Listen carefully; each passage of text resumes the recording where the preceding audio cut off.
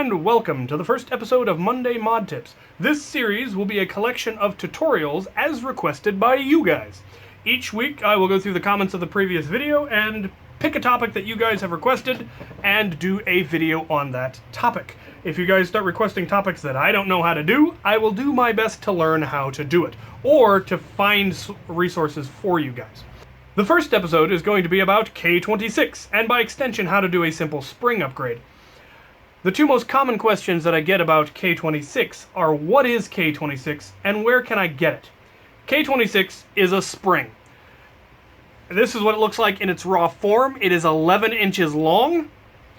It has a load rating of 3.88 pounds per inch, and the wire is 0.08 inches in diameter, and these numbers are going to matter.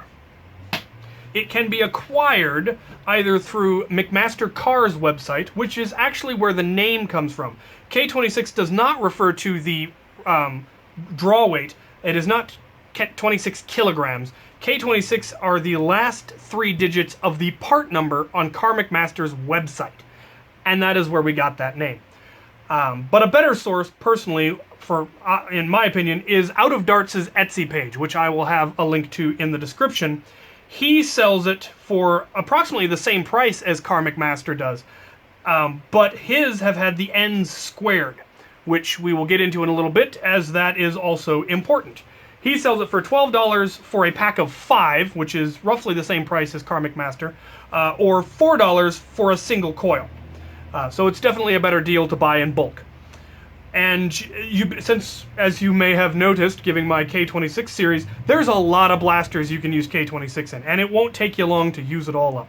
But obviously, most blasters are not going to use the full 11 inches. Pretty much only homemades are ever going to use the full 11 inches, and that is why they're so powerful. However, for most blasters, you're going to need a shorter section, which means you're going to need to be able to cut it. So first thing we're going to go over are how to cut K26, because it's very tough stuff. Things you're definitely going to want: eye protection, because when you're cutting metal, there are little bits of metal flying about, and you don't want them going in your eye. For some of this, you're probably going to want to wear a pair of gloves, too, because you're cutting metal, which means sharp bits of metal, and you can, in fact, cut yourself if you're not very careful. My preferred method for cutting K26 are bolt cutters. I got these at Sears, I believe. They were on sale, and they're fantastic. The nice thing about bolt cutters is they have so much mechanical advantage that you can cut with just the very, very tip of them and send a piece of metal flying across the room, thus eye protection. Because you can cut with just the tip, it's easy to get it into the bigger coil and be able to cut the spring at exactly the length you want, which is very, very nice. If you do not have access to bolt cutters, you can use regular wire cutters. I recommend a heavy pair, though. With these, you're going to need to get the wire as close to the base of the cutter as possible, so that you can get enough leverage to cut. But you can do it, but you're going to end up cutting it more of an angle. And it's a lot more difficult with the large coil to get the spring deep enough into the cutters to be able to cut. You're not going to be able to cut if they're towards the front. You have to get them to the base, and that can be a bit of a pain. But you can get it in there, but it's going to get cut at an even sharper angle, and you're going to need to clean that up, which we will get to. The next method that works perfectly well is a Dremel with a cutoff wheel. Again, you're definitely going to want your eye protection for this, as sharp bits of metal and sparks are going to go flying.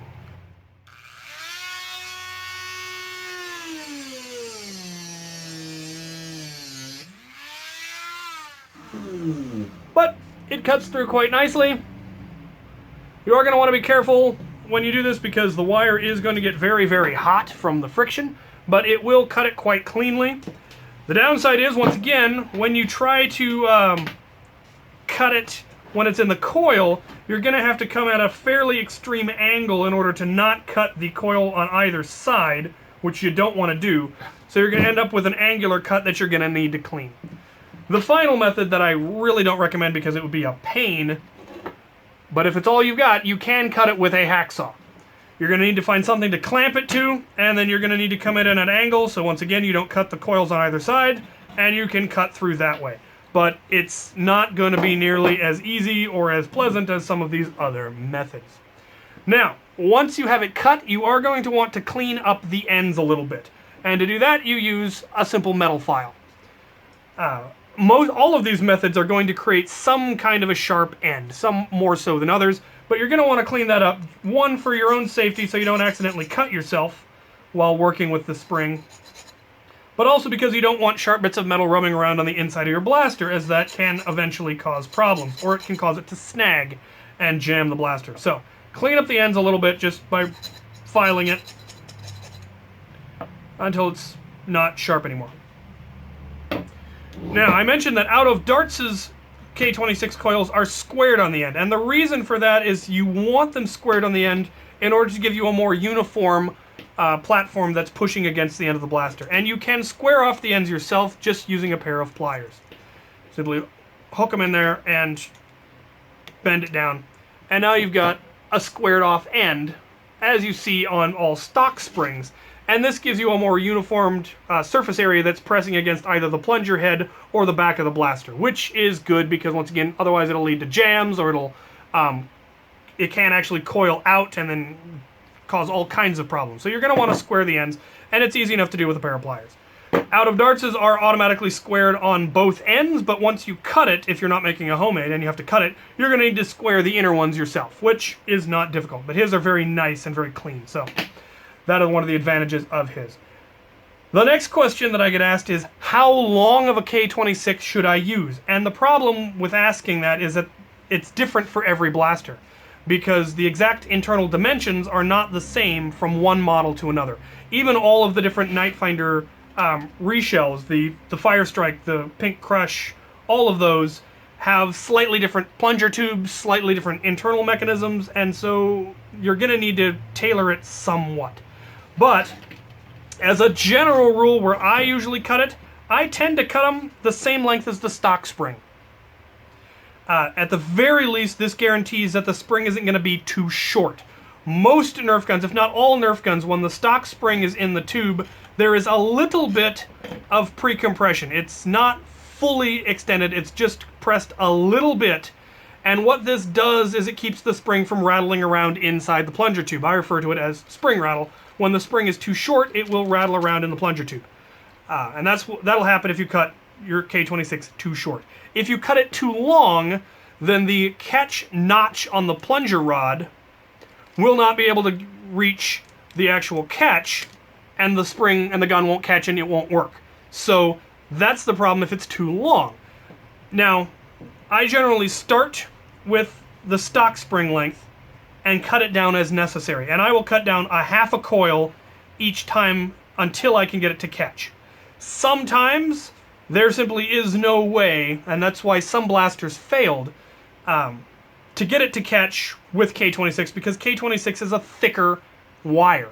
K26, as I said earlier, is 0.08 inches in diameter, and that's considerably thicker than most stock Nerf springs. The Mega line and the Rival line are the exceptions to that, as they have much heavier springs in them. Some of them might actually be heavier than K26. The Sledgefire, for instance, I believe that the stock spring is actually heavier than K26. However, we do not have to guess, because we know the exact diameter of the wire, which means we can figure out exactly how much wire we need to get a specific amount of compression. So, when this compresses, right about there is when it catches, so that is the most spring we can have in there and still be able to get it to catch. And that comes out to approximately 1 1/4 inches. If you have more than that, then you might not be able to get enough compression for it to catch. So 1 1/4. So when compressed, we need 1 1/4 inches. Trying to compress K26 in order to measure that is not fun, but we have math. So K26 is 1.8 inches in diameter, the wire, or approximately 1/12 of an inch. So for every inch of compression, we need 12 coils. We're going for 1 1/4, which means we need 15 coils. So 1, 2, 3, 4, 5, 6, 7, 8, 9, 10, 11, 12, 13, 14, 15. Hypothetically, we could get 15 coils worth of K26 in here and still be able to get it to catch. Now you'll notice that's quite a bit longer than the stock spring. I estimated it at this length, which I believe is approximately 12 coils. 1, 2, 3, 4, 5, 6, 7, 8, 9, 10, 11, 12. So 12 coils is about what the stock is. Hypothetically, we can get all the way up to 15 and it will still catch, and that will give us more power. However, at that point, we've got a lot more power and we're starting to risk the structural integrity of the gun. And this is something that definitely needs to be brought up. Putting K26 in your blaster will eventually break your blaster because you are putting at least 3 times as much force on the internals as it was designed to take, and that will eventually cause it to fail. If you do things like take the air restrictor out, now it's even more likely to fail because if you dry fire it, there's nothing preventing all of that force from going directly into the plunger head, and you're quite likely going to break it off. There are ways that you can prevent that by putting in the minimum amount of K26, which is generally what I do, which is just enough to prevent spring rattle. You'll increase the life of your blaster, but you will have a little less power. This is the price that we pay for modifying our blasters. They are going to break. But we understand that. That is a risk we've chosen to take. That's a price we've chosen to pay.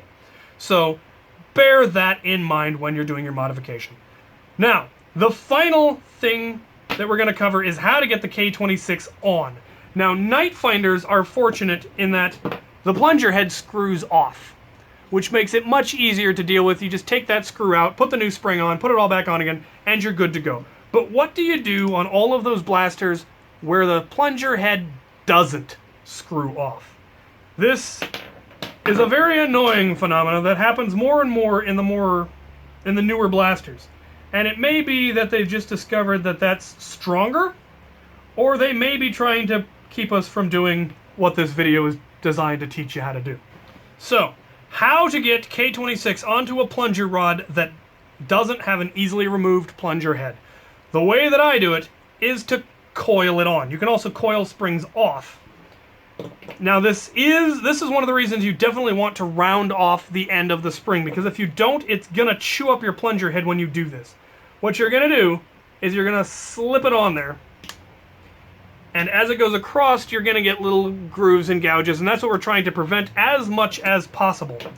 You're then going to twist it, and you're going to coil it on like a screw.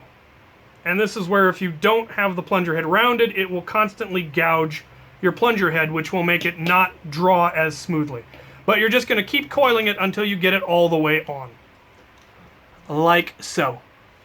And you can take it off exactly the same way. In fact, you're going to have to do that to get the old spring off. You're just going to use a pair of pliers, twist one of the ends until it's off, and then just unthread it.